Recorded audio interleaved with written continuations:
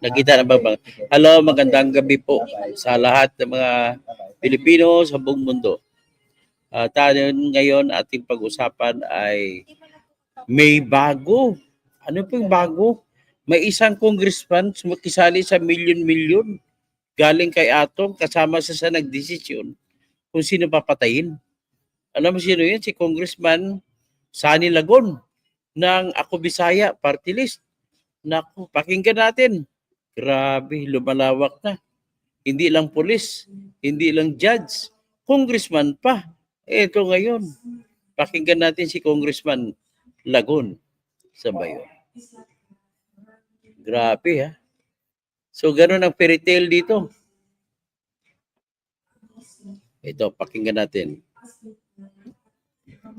Grabe ito si Dudon, ginagawa tayong installment eh.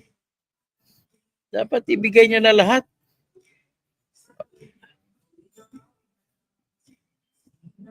Ito, mali ang nakalikod ko. Stop screen, enter screen.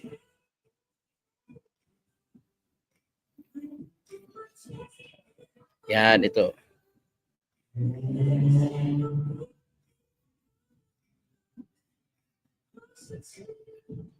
Bakit yun nang napunta?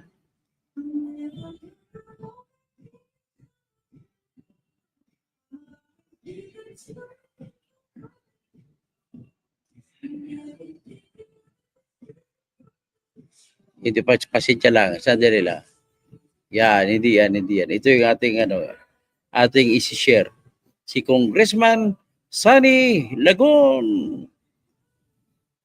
ang sabongero. Panibagong pangalan ang nadagdag sa listahan ng mga sangkot umano sa kaso ng mga nawawalang sabongero. Isang kongresista na kumukubra daw ng daan-daang milyong piso kada buwan. Kumukolekta ng daan-daang milyon kada buwan si Congressman Sani Lagon. Isa siya sa nagdesisyon sa Alpha Group kung sino papatayin na nagtitiyupi. Ang detalye sa exclusive agenda report ni Joash Malimban. Isang malaking pangalan na naman ang idinawit ng whistleblower na si Julie Dondon Patidongan sa kaso ng mga nawawalang sabongero. Malaki knowledge yan kasi membro yan ng Alpha eh. Membro si Sani Lagon ng Alpha. Yan yung congressman na illegalista. Ayon kay Patidongan, kabilang si Sonny Lagon ng Ako Bisaya Party List sa mga pinakamalalaki ang kinikita sa sabong at isabong operations. Aniya, kumikita ang Alpha members ng daan-daang milyong piso buwan-buwan. At sila rin umano ang grupo na responsable sa pagpapadukot sa mga sabongerong nantsochope o namimirata ng mga online betting platform. Halos lahat dyan, taga 100 million, 90 million, depende sa share. Mayroong nagsishare dyan na 700 million, 800 million. Aman.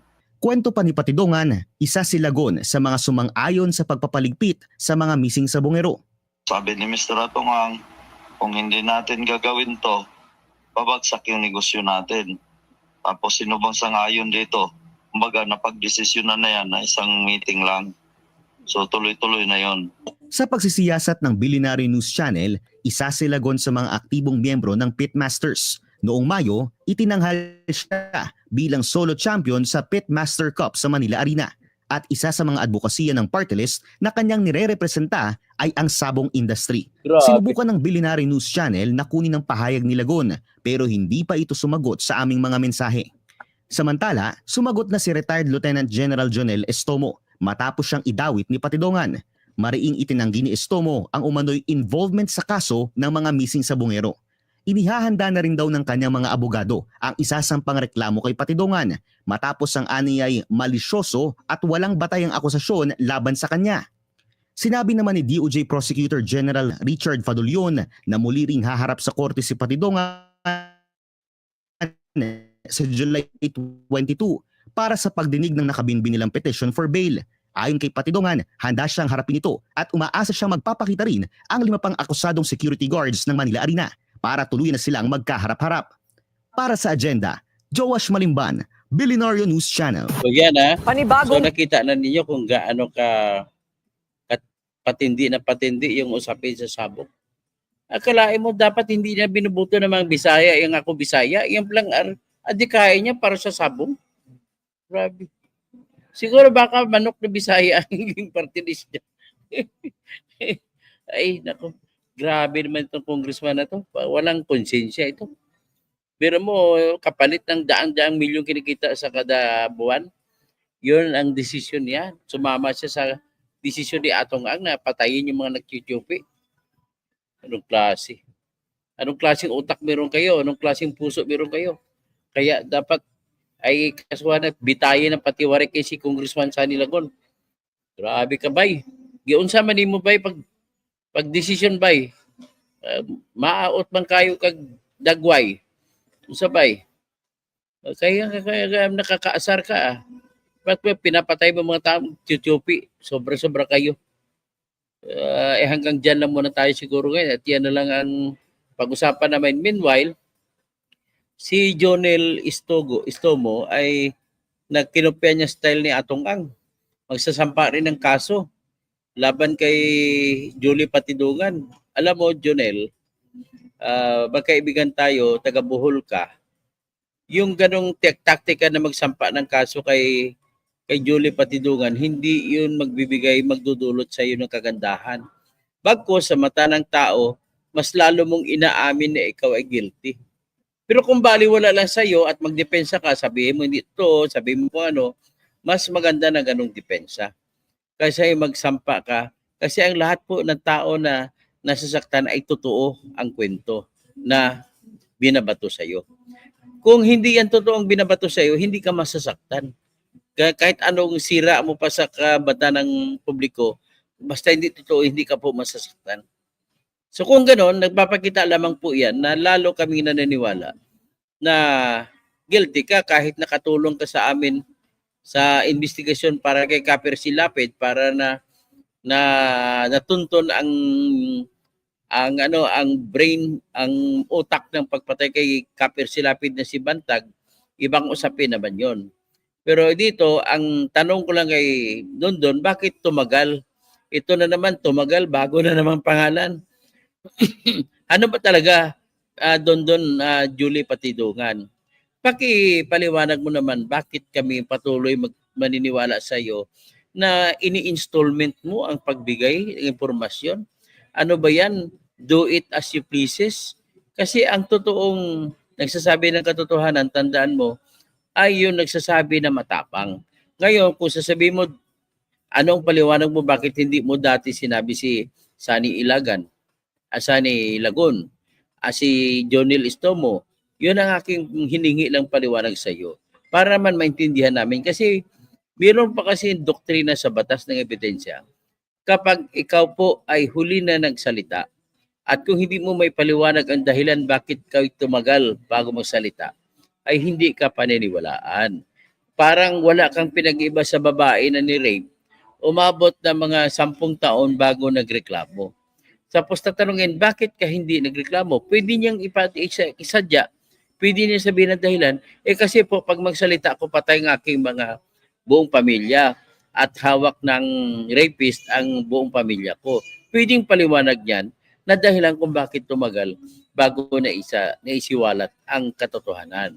Ganon din kay Patidungan, nais ko malaman ano bang kinatatakutan mo noon, bakit hindi mo na ibanggit kagad si Jonel Istomo?